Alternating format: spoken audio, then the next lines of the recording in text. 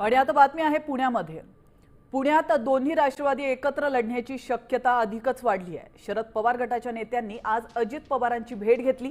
आज संध्याकाळपर्यंत अंतिम निर्णय घेणार असल्याची माहिती शरद पवार गटाचे नेते अंकुश काकडे यांनी दिली आहे।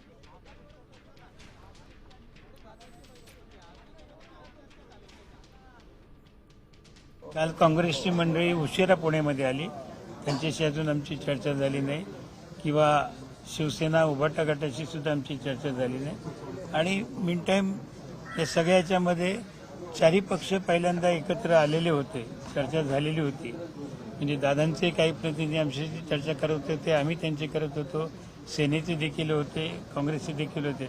पण आता ते सगळं चित्र बदललं गेलं असल्यामुळे काही नाही।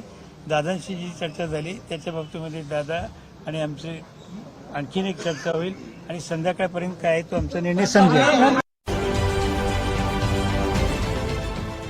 देश विदेशातील प्रत्येक घडामोडींचे लाईव्ह अपडेट मिळवण्यासाठी आता साम टीव्हीच्या सर्व सोशल मीडिया प्लॅटफॉर्मला लाईक, फॉलो आणि सबस्क्राईब करा।